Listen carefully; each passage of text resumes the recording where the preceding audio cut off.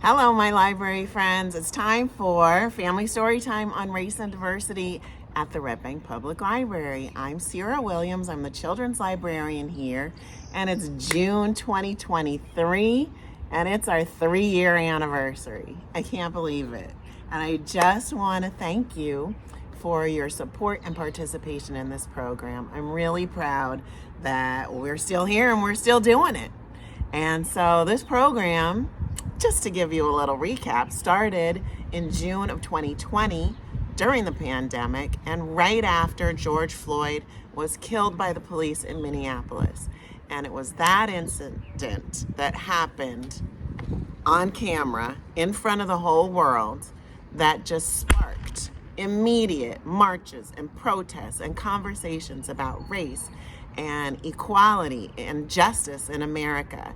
And it was intense. The whole world was buzzing and it was exciting.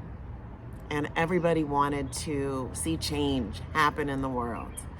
And unfortunately, our attention has been pulled away from that issue, and a lot of that excitement and intensity has died down as we've gotten distracted by other big things that are happening in the world. And there are big things happening in the world.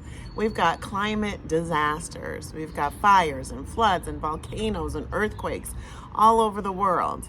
In fact, right here in Red Bank, our sky was filled with smoke for days from a fire that was literally 600 miles away in Canada.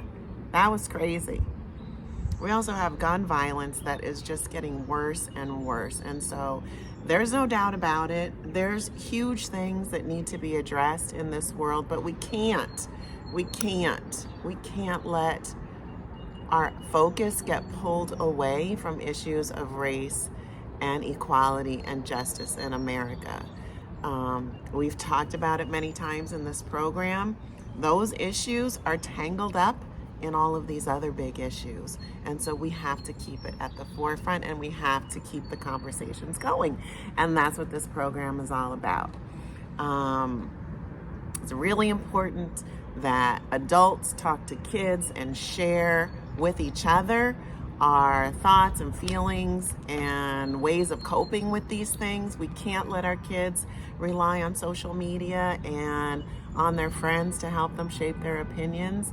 It's too important, and they need guidance and help to put things in perspective and handle it in a healthy way. And so one of the best ways to start uncomfortable conversations is to read books. And that's what this program is all about. So let's get to that. And I had so many choices of things to read this month because it is June. And in June, we have Pride Month. And you know this library has some good books about pride for all ages. So that's a possibility. Juneteenth is also coming. And we've done programs about Juneteenth already. And you know I've got some good books about that. I bet you didn't know this. Flag Day is coming. And so that's an option. I've got great books about our flag. And I just discovered this earlier this month, but President Biden declared June of 2023 as National Immigrant Heritage Month. And I think that's so cool because unless your family is Native American, then you have roots that trace back to somewhere else in the world. And so we always need to remember that and celebrate that. So those were my choices. And what do you think I picked to read about today? Is my shirt giving you a clue? Dun, da, da, dum. I'm going to read about our flag. I'm going to read about our flag because even though we could wave this flag in support of our LGBTQ community, or we could raise this flag in celebration of Juneteenth and the end of slavery and the promise of freedom. We could raise a flag for our country of origin to honor our heritage. But there's one flag. There's one flag that represents all of us, regardless of those individual identities. And it's this flag. The old Stars and stripes. We see it all over the place, right? Its nickname is Old Glory, the Star-Spangled Banner, and it's one of the most widely recognized symbols in the whole entire world. People around the world see this, and hopefully, when they see it, they think of the USA, and they think of the land of the free and the home of the brave. They think of a place where there is liberty and justice for all, because those are our values. Those are our principles. They're based on our Declaration of Independence and our Constitution. But I use the word hopefully.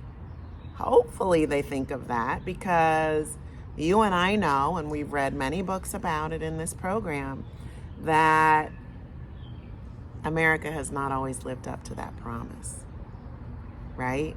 Still, to this day, people of color, women, immigrants, LGBTQ people are fighting for equal rights and justice and opportunity in America.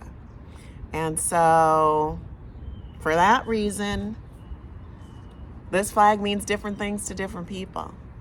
And some people have mixed feelings about it. And people don't always feel so proud or patriotic when they see this flag, because things aren't quite living up to our promise yet. So that's what we're going to tackle in this book. Let's get to it, and then we can talk about it. All right, the book is called My Red, White, and Blue. It's by Alana Tyson and illustrated by London Ladd. And I'm going to find a way to sit here and read it for you, because right now I'm sitting at a teeny tiny picnic table. So let me see if I can get close to this camera and show you the pictures. This is my flag. It represents me. A symbol of freedom and hope is what I see. I'm American born, and my family is too. So we show off our pride, waving red, white, and blue. Our flag greets our neighbors and strangers and friends. It jumps in the breeze as it waves and extends. A heavy salute, a hearty salute every morning is due as I ride in to learn something old and something new.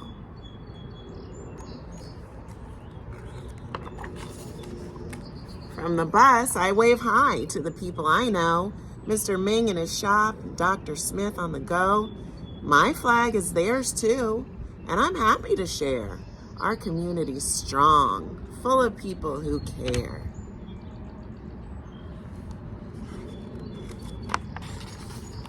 At Circle, we're different as different can be. Miss King says our flag promotes diversity.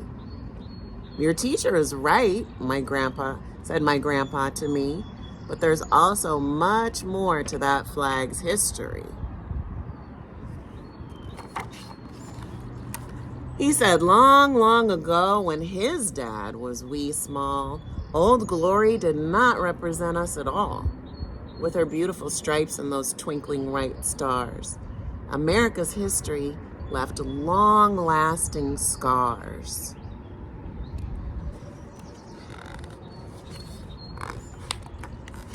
While our flag can mean promise and refuge and glory, for some folks it tells a complete different story.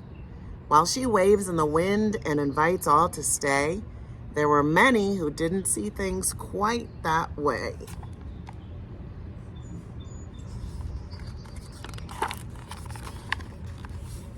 The North and the South were divided in view.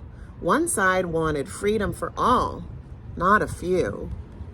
And when the North won, millions yelled, "We're free!" But then came a new call for equality.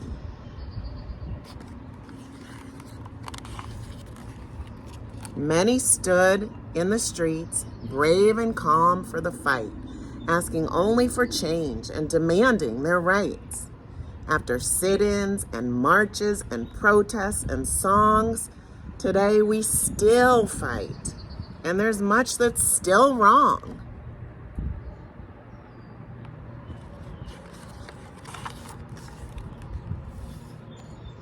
So when the flag flies, some decide not to praise. Instead, they refuse in a number of ways. A fist in the air, kneeling down on a knee, a silent head bow while they sit quietly.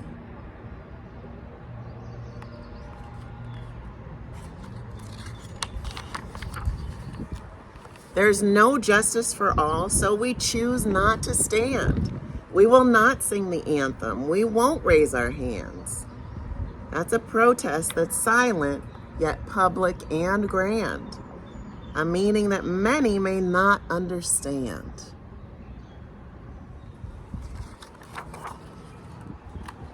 Grandpa said, "Child, it's their right not to sing, but there's lots about that flag and the pride it can bring."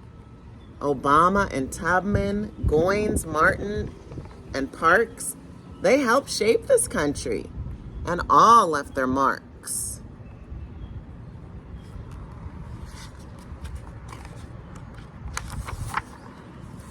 My ancestors helped make America great.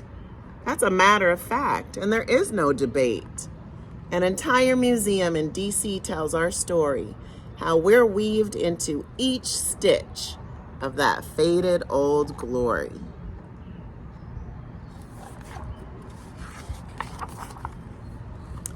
Still, showing your pride might sometimes seem tough. On days like that, know what you feel is enough. To praise our flag, Grandpa said, is a choice. It's for you to decide how you use your voice.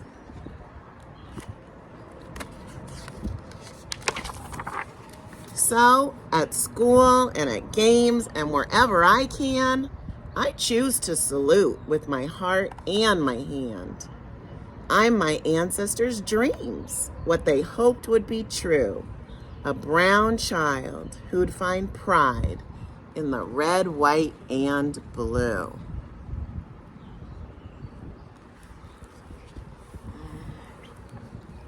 That's the end. But there is an author's note from Alana Tyson.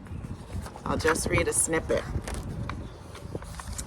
She said, whether saluting the flag, engaging in a silent protest, or finding some other way to use your voice, know that your unique voice has power, and it's up to you to use it in the way that feels best to you. And on the jacket, she asks, what does the American flag mean to you? So that's one thing that I'd like you to talk about. What does the flag mean to you? Hey, maybe somebody could be a note taker or an interview and write down what everybody has to say, or an interviewer and use your phone to make a recording and ask everybody what they think about the flag. And don't forget to ask older members of your family when you see them, like your grandparents or an aunt and uncle, and see what they think, because everybody has different perspectives. And also, maybe you could talk about the Pledge of Allegiance. Do you say that at school every morning? Do you understand what you're actually saying? Do you understand all the words in the Pledge of Allegiance? Because the words allegiance and indivisible are tricky, but they're important. And the words justice, liberty, and justice for all are really serious. And you should have your own thoughts about that. So that's one thing you could do in relation to this book. I have another idea about an activity that could be fun. How about you count flags one day? Just while you're out and about in your neighborhood, in your community, see how many flags you see. My family used to love to count things. We would count dogs. We would count kinds of cars. Counting flags is a good idea because you're going to see them on flagpoles, on cars, on shirts, on hats. You're probably going to see them everywhere. I think that would be fun. How about on houses? In your neighborhood, do you have a flag hanging at your house? I do. And a lot of people think it's interesting or unusual for a black family like mine to have a flag hanging proudly from our porch. Because, as it was referenced in this book, the history of Black people in America is a little different than most, because our ancestors did not come here as immigrants looking for a better life and looking for opportunity. The ancestors of most African Americans were taken by force from Africa and brought here to work as slaves and to build this country. And so that's a troubling history. And even in all of the wars that America has fought in, Black soldiers have fought and died for freedom and equality and for rights that they did not even have, like the right to vote. And so a lot of people see the flag. When they see this flag, it represents those injustices. And as we said, there's still people fighting for freedom. And so we saw in the book that there are people that are holding out. They're holding out for true freedom and equality as we continue to fight for equal justice, equal rights for everybody. And they have a right to protest the flag and to do it in a respectful way. And that is a right that makes America special, to tell you the truth. But, as the book referred to, there are other things in Black history to be very proud of. All the protests and activism. You see Martin Luther King. We saw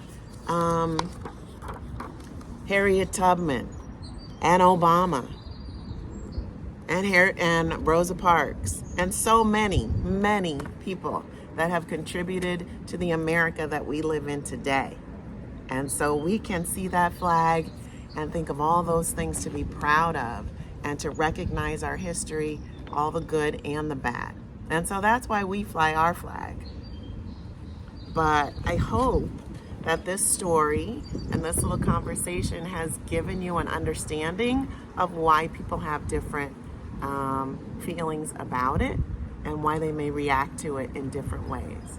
And if you do have that understanding, then I hope that when you see somebody say, or when you hear somebody say, oh my gosh, I can't believe that athlete is taking a knee and not singing the Star-Spangled Banner.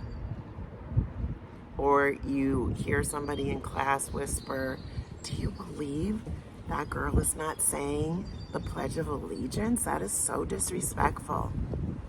Maybe now you understand where those feelings come from and why those people may be protesting in that way. And you can be an ally and speak up and explain it to somebody so that they'll understand too. I hope that you can do that. I do. So that's our discussion. That's my discussion about the flag. I hope you continue to discuss it yourselves. I want to thank you for, again, joining me in this program. We're going to take a break for the summertime. As usual, we will offer a family summer read-along. That's where we give a book to our patrons who want to bring one home, add it to their collection, have their own conversation. There'll be activities and discussion questions in the packet. And so look for that. It'll be available in July. I'm still trying to decide between two special books, but it's going to be a good one. And keep your eye out for publicity about that. Also, if you want to check out or read or view some of the other programs that we've done over the 3 years, you can do that on our YouTube channel under the playlist Family Storytimes on Race and Diversity. So you could watch another program in July and August, and that would be great. What else do I want to tell you about? I don't know. The holidays are coming. It's Pride Month. Where's my flags? It's Pride Month. It's Flag Day. It's Juneteenth coming. So fly your flags with pride and enjoy your celebrations. Stay safe and stay well. And as always, always spread a little peace and love wherever you go. The world needs it.